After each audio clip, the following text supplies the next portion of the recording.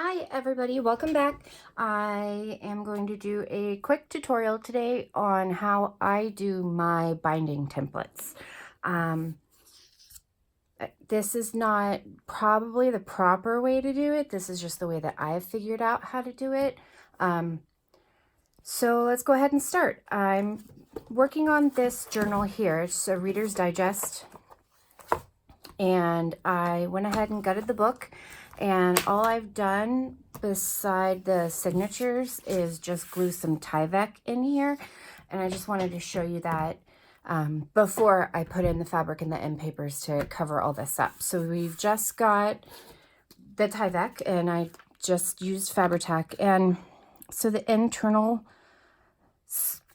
basically portion of this, from this inside divot into this inside divot, is where you're going to want to, well, where I measure for my binding templates, because I want to make sure that the measuring is right. And you don't have to do this. You can absolutely wing it and just kind of punch holes willy-nilly and do it that way. There's nothing wrong with that. This is just how I do it. So I've got a piece of 24-pound copy paper, and I've cut it to 1 3/4 by 7 3/8. It's going to fit perfectly inside here. There's a few ways you can do this. You can just fold it in half and go that way. You can measure it out with a T-square, which is going to give you like perfection. I always recommend writing top. That's going to come in handy. So instead of measuring, excuse me if I get my head in here, just going to lean over and fold this in half. Oh, my manicure. Okay, you guys will have to forgive me for that, please. Okay, so that's our halfway point. We're going to fold it up now, get our center point. And this is just a super easy way of doing things. You want to fold it into have 5 creases down if you're doing a 5-hole pamphlet stitch. If you're doing a 3-hole pamphlet stitch, which is what I usually do in these Reader's Digest journals, you just fold it up and then down. Okay. And then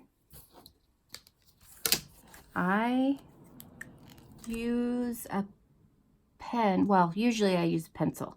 I'm using a pen so you guys can see. Going there and there. Just opens it up a little. That makes it more visible so you can see what's going on. Okay, and now going from, that's 7/8 from here to there. And so we're going to go right in the middle of that if you want to be exact, which is basically going to be, I hate math. We're just going to, you know what? Eyeball that. There. And then, oh, I guess we could have used the centering portion of this ruler. There. Okay. I absolutely recommend a T-square if you like being exact. If you don't care, then don't worry about it. Okay, we're just, stop moving. There we go.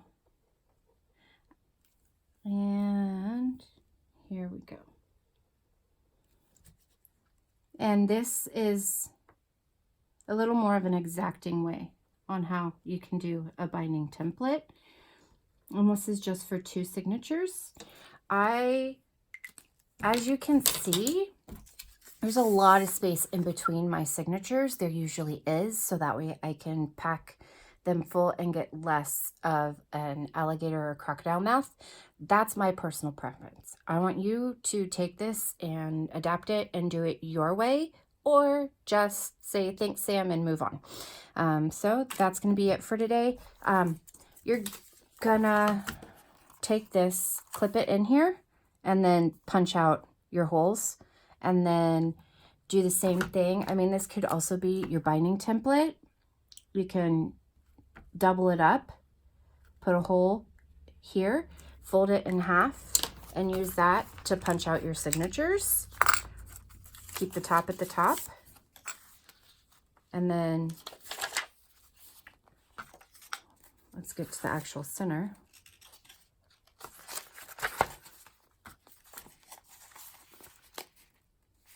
And then you can use that to bind it also. So it's kind of a 2-for-1.